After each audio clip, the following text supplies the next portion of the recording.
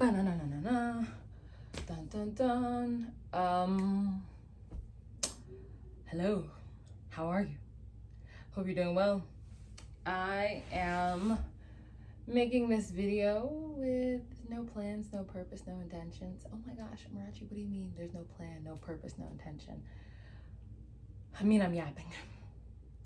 I am really yapping. And I think the thing that I plan to yap about when I put my phone on a tripod and started recording was kind of me thinking about, like, what does it even mean to be authentic online? And I asked that question to myself a lot, in part because I can find social media to be like incredibly disappointing. From the standpoint of someone who posts and whether consciously or unconsciously is expecting a result out of the content I post. So, like, okay, you're posting, you have an expectation. What's wrong with that? I think what's wrong with that for me, where I'm at right now personally, is that I'm posting and I'm thinking, okay, I'm gonna get something out of this. And and when I say something out of this, a lot of people post content with the hope that it can be monetized and you can grow a channel. And I've definitely done that. I think I have like another channel on here called the Social Media Pro or the Media Pro, whatever. It's funny how you can go from being like a proponent to something to kind of being anti, but I feel like love and hate are on the same ends of the spectrum. Both are a bit of fixations or obsessions. Nonetheless, when it comes to content, post it and there's a little bit of I'm in here, and so when the content doesn't do well, I don't do well. And it's kind of that thing where people say, like, don't take your job too seriously, or don't mix your identity with work, right? Don't mix your identity with work. And sometimes I see that, like, when people feel like they aren't hitting goals or they aren't performing as high, there's a bit of them that's in this target, and because the target hasn't been met, they feel like they've failed.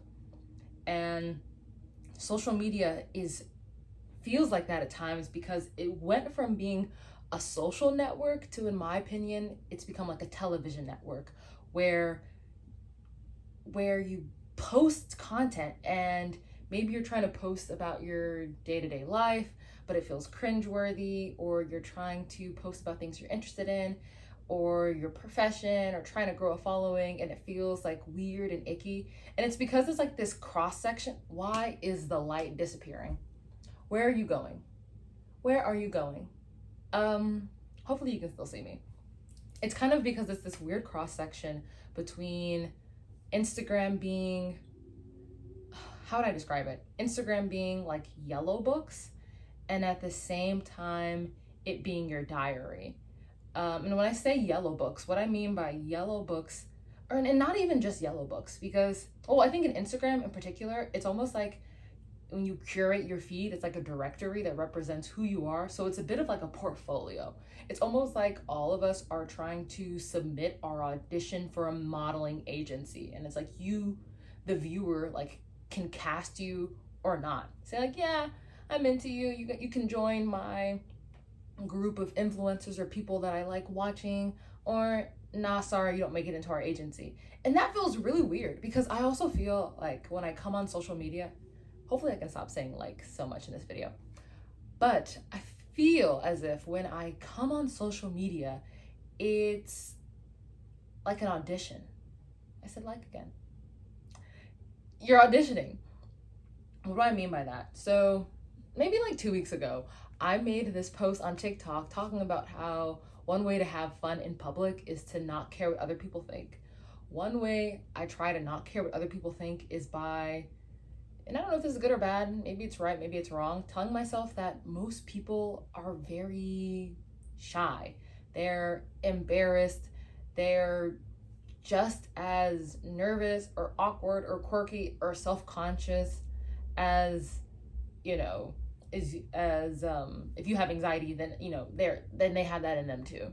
And so you shouldn't really be too worried about impressing people who are worried about impressing other people, because everybody's just putting on a show right now. So just go ahead and do you, because you're trying to be liked by someone who doesn't like themselves. You get what I'm saying? And why do I bring that up? Where's my brain going?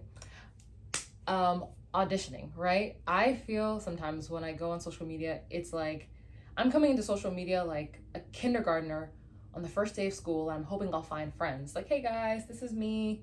Can we all hang out and be together?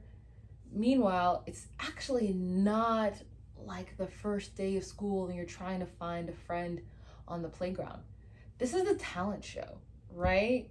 And there is an audience of people who consume, and they are looking for a star to give them a dopamine hit, whether that's through entertainment, whether that's through gossip, whether that's through fashion, whether it's through relationships and sex appeal and manosphere and 50-50 or whatever the hell it is. Like, we're looking to be entertained because this isn't a social network, it is a TV network.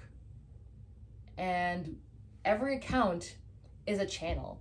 And some channels have more viewers than others. Some channels have higher ratings than others. Some channels have better content than others. And from a strategic standpoint, as someone who, reads, works, lives, breathes media, and is interested in that field as a observer of, as evidence and insight into our social behaviors, having a strategic plan for your television network and sharing content that delivers and performs and interests audiences is amazing, right? This is what we know works and this is what we create. However, when you are creating because of your love of the creation, doing it for the audience can just kind of feel soul crushing, right? Like, imagine if, and I'm trying to think of an unproblematic artist. I'm gonna think of Salvador Dali. I don't know, or not.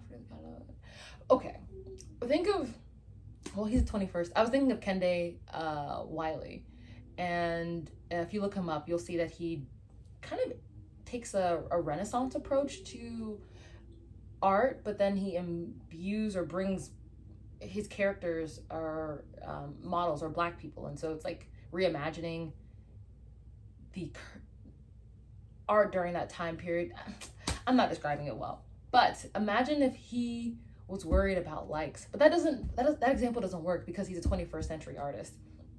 A better example, oh gosh, I want to say Picasso, but I feel like he's problematic somehow, some way. I'm not really sure how, but I have a feeling someone told me he's problematic. But then if I think he's problematic and I haven't done my own research, is that just groupthink? Why am I recording this? Where is the coherence? All of that is to say that, are we creating because we love creation, or are we creating for validation? And it's, and maybe not, there's nothing wrong with either one of those directions. However, I think I create because of maybe an overindulgence of self that wants to also be indulged by the viewer. I want the viewer to tell me, as you are, that is enough. And I'm like, girl, if you need that, you need to get a dog. Okay, you don't need a YouTube channel. You need a dog, you need a therapist, you need a journal, you need a scrapbook. But the internet is not the place to come here for everyone to coddle you, because why would people give away their attention for free? Why would they give away their mind for free? But the thing is, we do it all the time. We give away our attention, our brain cells, our focus, and for what reason? And we get something out of it. We get a dopamine hit, but we don't know we're being controlled by the other side of, by what's on the other side of the device. Anyway, these are just ramblings of my thoughts on content creation, social media. Sometimes I want to post, sometimes I'm staunchly against it. It's this really weird conundrum, this back and forth. If I had to close my eyes and imagine a amazing world, I'd probably have like 100 ride or die subscribers. Like, we're in this together. Or maybe 1,000 or maybe 10,000. But then when I conceptualize like 10,000 people, I'm like, do you know the weight of that? And then I think the other thing that's hard about being a content creator is our attention spans are so short. Like, someone could watch like 6 videos of me and be like, oh, I'm kind of done. I'm bored of this person. I'm bored of this avatar. I'm bored of this character. I want to find something else that's different, that's new, that's novel. That's the other hard part about selling yourself. It's like you have to always stimulate the person on the other side. And so there's like, and so then it becomes hard. It's like, why am I creating? Am I creating with the goal that you will like me? And if that's the case, you're setting yourself up for failure, it feels like, because it is, I read this devotional or the spiritual book called The Course in Miracles, and it talks about the fact that if you try to get fulfillment from anything outside of yourself, it will always fail. It will always disappoint you. And I feel like social media is the biggest example of that, because if you create with the hope that someone on the other side of sitting at home watching this is gonna fill you up on the inside, you will always be empty. And so if that's the case, what's the point of recording your life in order to be watched, to be observed, to be consumed, to be consumable? What's the point? And sometimes people create because they are passionate about informing people and educating, and like there are people who have a really real passion for this. I've seen it. It's evident. It jumps off the camera.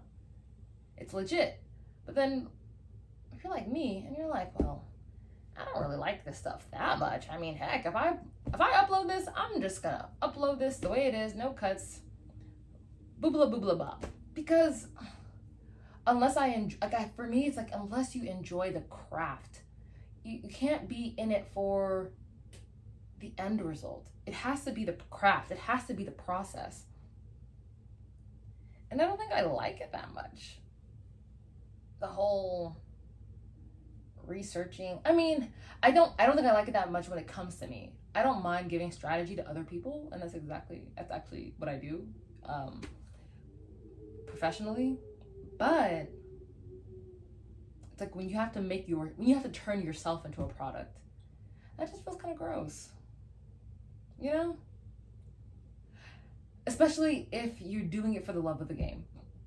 But the love of the game isn't strategic. Oh, Lordy, maybe it is. I don't know. Anyway, thanks for listening to me yap. Maybe we'll do this again. Why not? I could do life updates.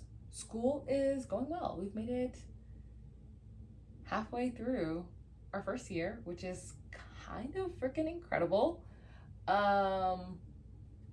We are saving and working and kind of doing what people said was impossible. But I think when you want something bad enough, the universe kind of just coincides and lines up in your favor to make it happen. So travel wise, we might go to Colombia. We'll see. That's a little spooky dooky there, girl. I don't know. I mean, honestly, for some reason, I feel like I'm on a little bit of this spiritual loop. Like, I'm not sure.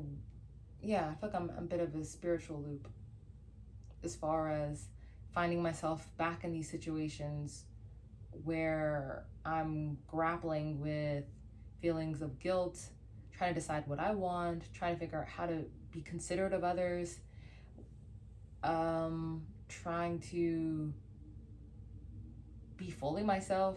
I'm being vague, or maybe cryptic. But yeah, there's that. I went to Kroger today, and like within the span of 5 minutes, 2 men hit on me, and I'm barely wearing I didn't do anything but smile, which is a whole nother discussion because I don't. What's what I'm looking for? Maybe I have sauce and I don't know it. Maybe I have sauce. Maybe I have sauce. You know, like Plankton was looking for that Krabby Patty sauce, the secret recipe. I think I have a secret recipe, but I don't even know I have the secret recipe.